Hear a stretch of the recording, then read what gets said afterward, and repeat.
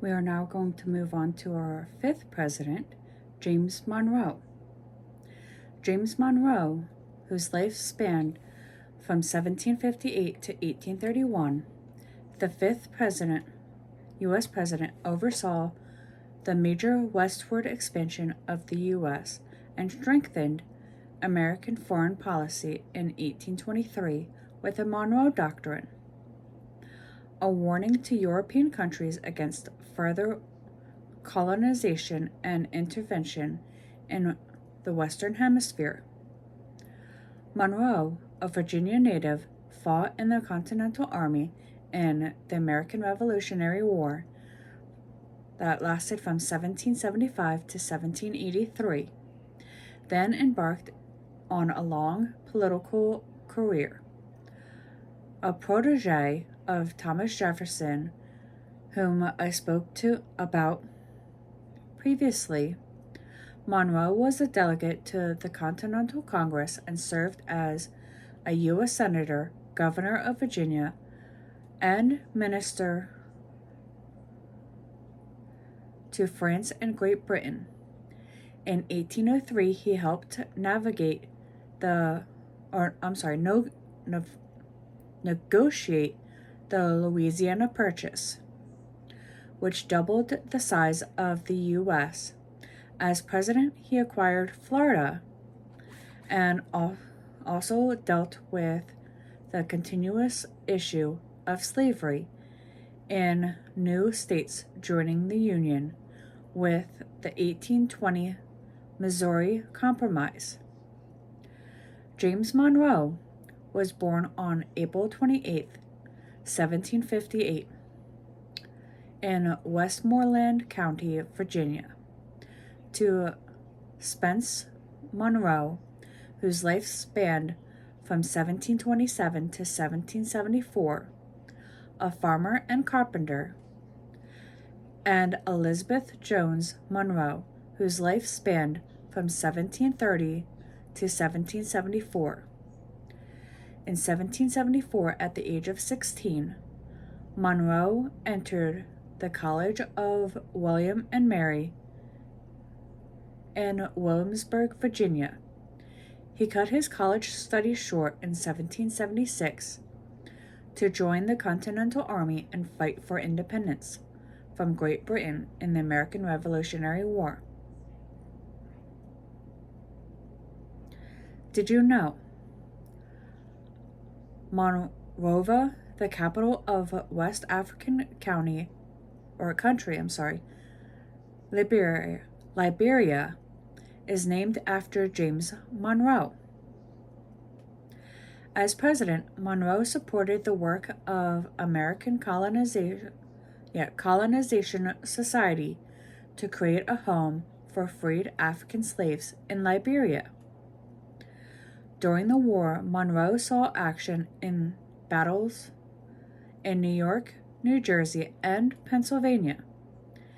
He was wounded at the Battle of Trenton, New Jersey in 1776, and was with General George Washington that I spoke about in the first one, and his troops at Valley Forge, Pennsylvania, during the difficult winter of 1777 and 1778.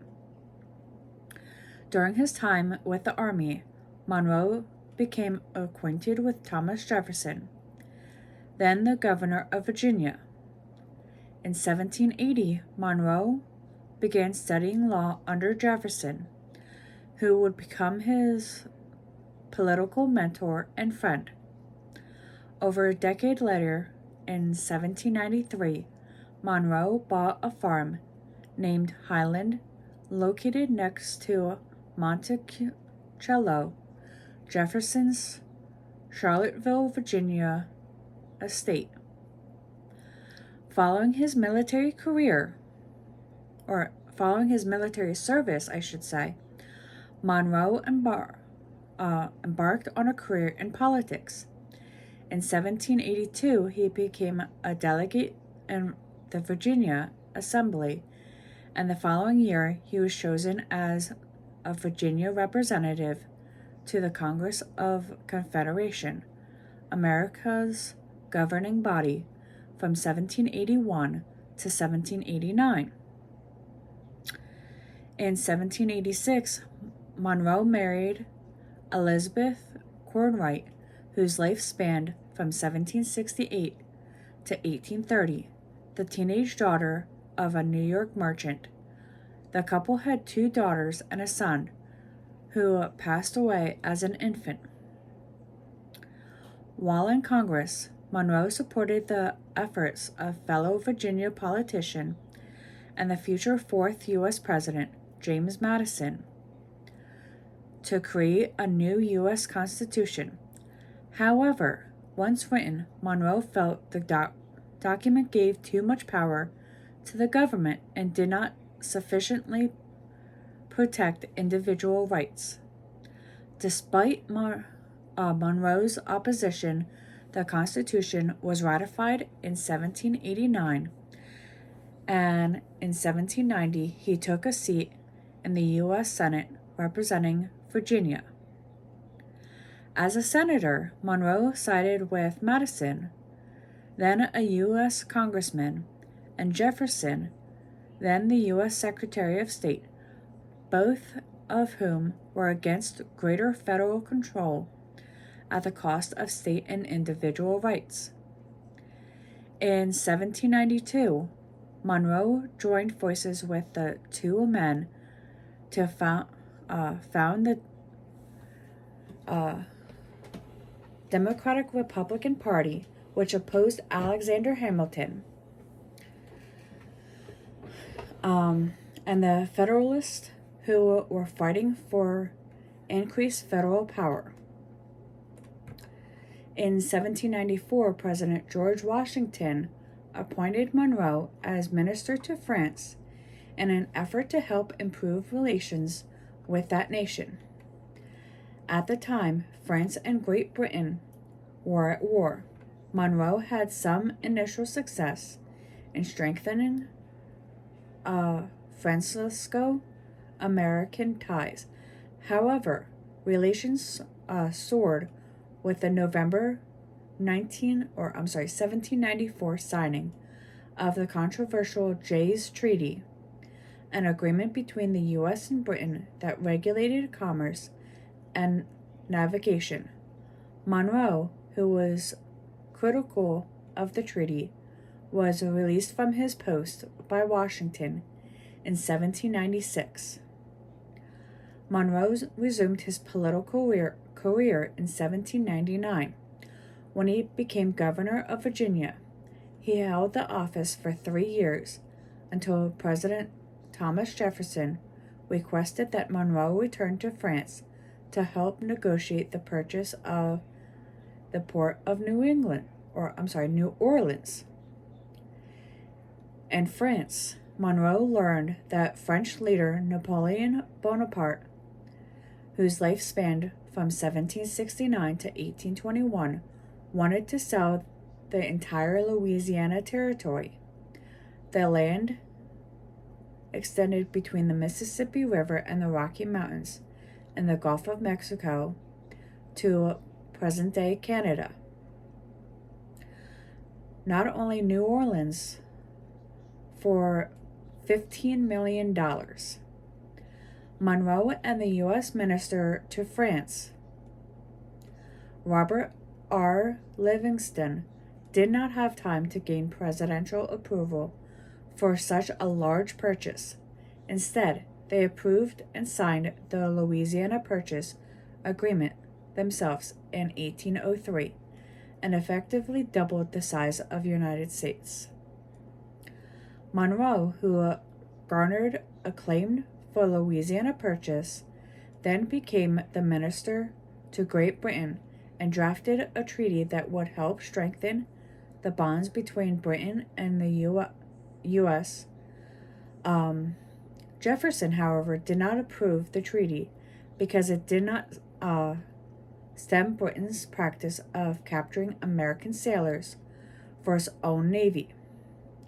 Monroe was upset by Jefferson's action, and his friendship with both both Jefferson and his Secretary of State, Madison, soured. In 1808, still angry about how his treaty was handled by Jefferson and Madison, Monroe ran for president against Madison. He lost. However, the ill feelings between the two men did not last.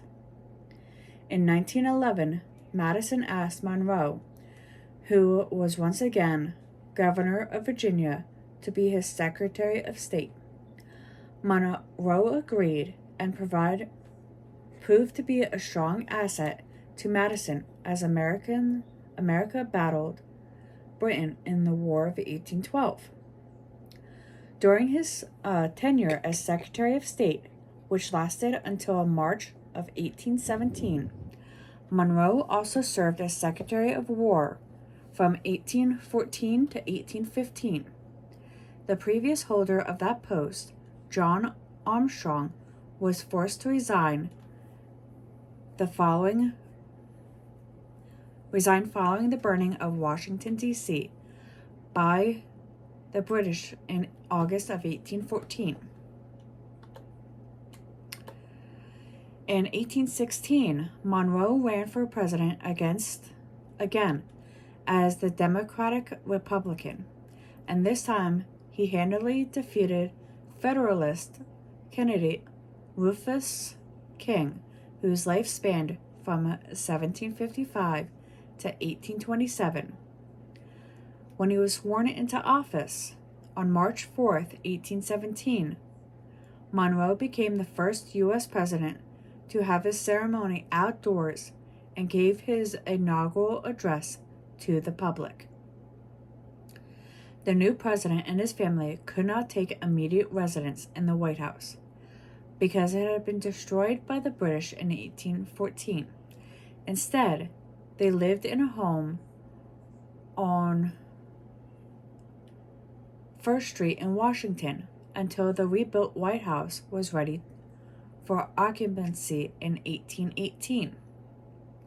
Monroe's presidency ushered in what was known as the Era of Good Feelings.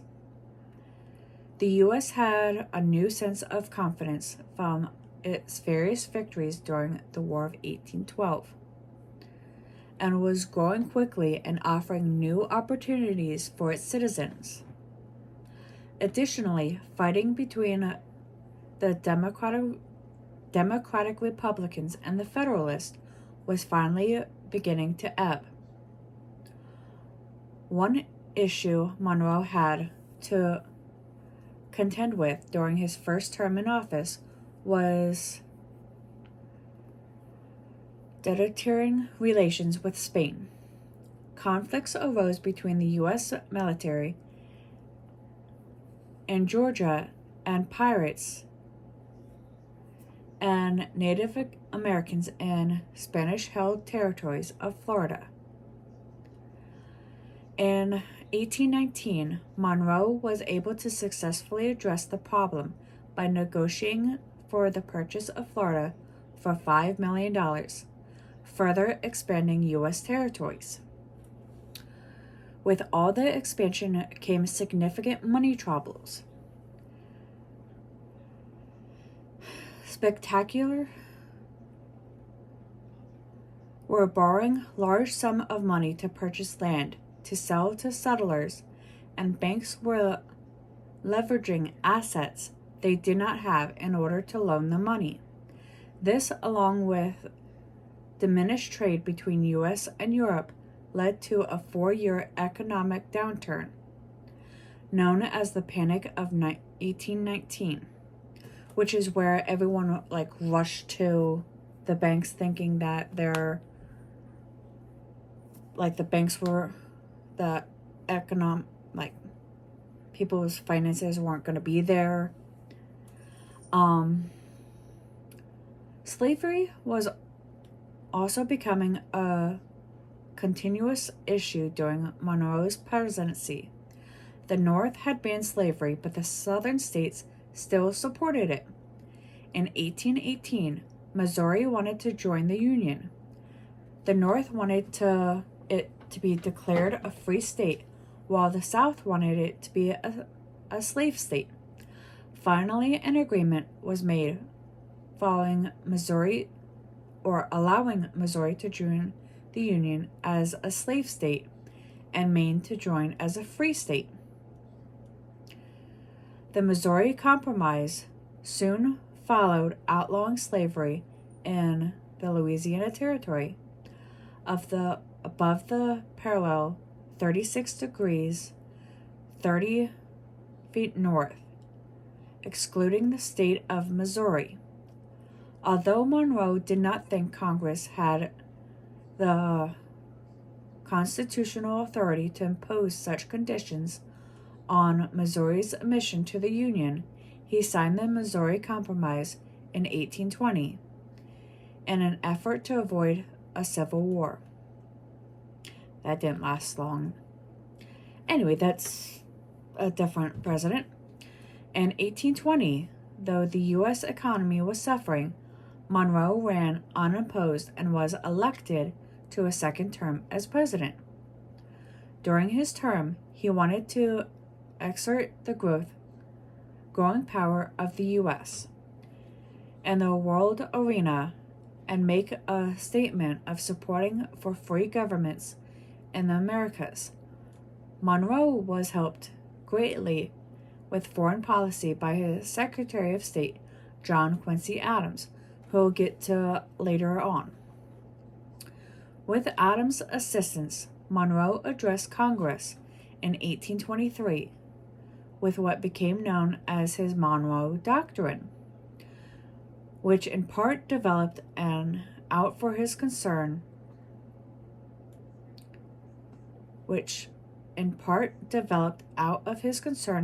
that European powers would want to reestablish Spanish control of South America. In his address, Monroe declared an end to European colonization in the Western Hemisphere and forbid European countries from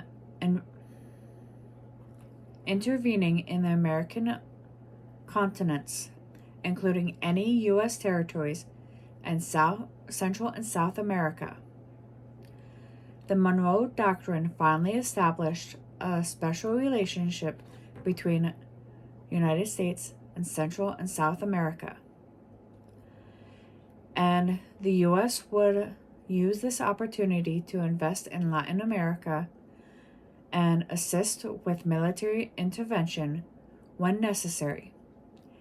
In turn, Monroe promised that the U.S. would not interfere with European territories or any wars among them.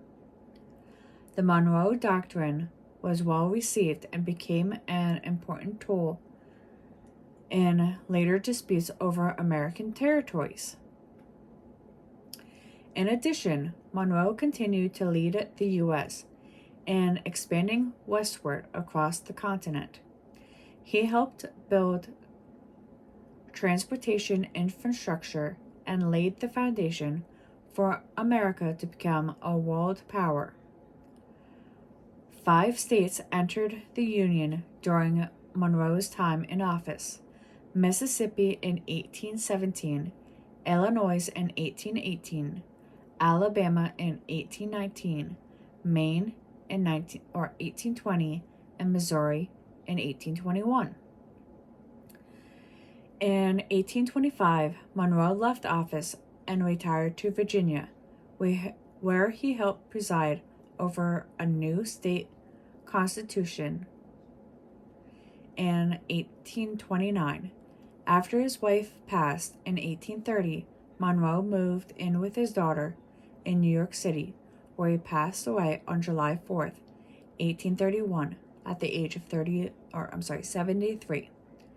His passing came exactly 5 years after the death of his fellow president Thomas Jefferson and John Adams.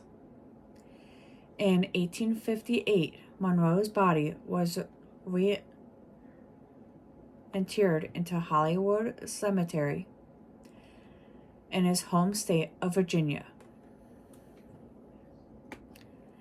And I will see you guys in the next one.